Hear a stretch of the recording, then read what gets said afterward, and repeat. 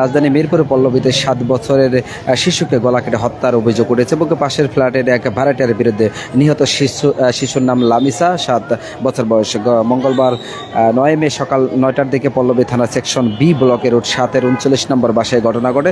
পল্লবী থানার পরিদর্শন গণমাধ্যমকে যেমনটি আমাদেরকে জানিয়েছেন ইমদাদুল হক জানিয়েছেন যে লামিসা আব্দুল হান্নান মোল্লার মেয়ে। প্রাথমিক তথ্য জানা যায় একই ভবনের পাশের ফ্ল্যাটে ভাড়াটিয়া সোহেল শিশু ৩২কে গলা কেটে হত্যা করে। হত্যার পরে শিশুদের মাথা ও গাড় থেকে বিচ্ছিন্ন করা হয়েছে এবং এখনও পর্যন্ত আমরা দেখেছি যে পিবিআই স্পেশাল টিম ভিতরে ঢুকেছে এবং তারা ক্রাইম সিন নিয়ে কাজ করছে এবং এইখানে কিন্তু দেখেছি যে বিভিন্ন জায়গা থেকে সাধারণ মানুষের জড়ো হয়েছে এবং তারা কিন্তু খোঁজ খবর নিচ্ছে।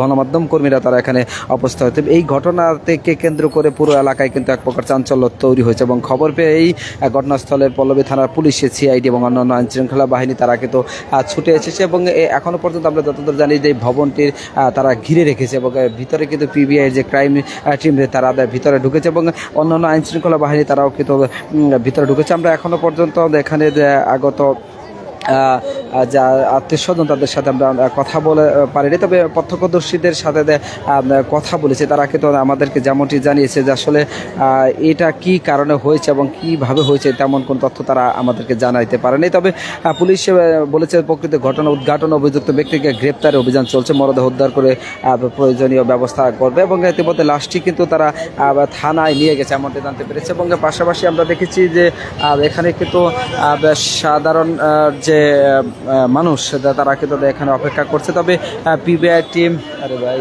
কি শুরু করছে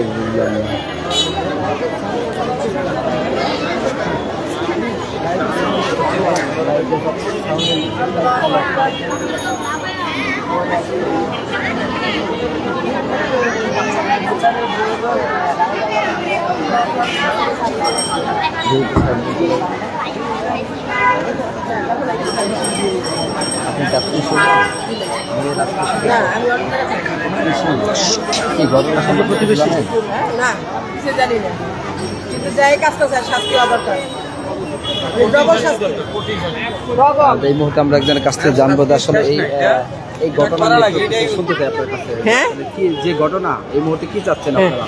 আমরা চাচ্ছি, আমাদের তো মেয়ে আছে তাই না, আমাদের বড় মেয়ে আছে, বিয়ে দিছি তাই না। এখন এই মেয়েটা ছোট, হ্যাঁ ধরতে গেলে অনেক ছোট। এই মেয়েটার সাথে এটা করা হয়েছে, হ্যাঁ বউ বলেছিল, তাইলে বউরও শাস্তি হওয়া দরকার, এরও শাস্তি হওয়া দরকার, মানে কঠিন। শরীরে কি করছে, জব করছে, এক দুইটারে জব করা দরকার।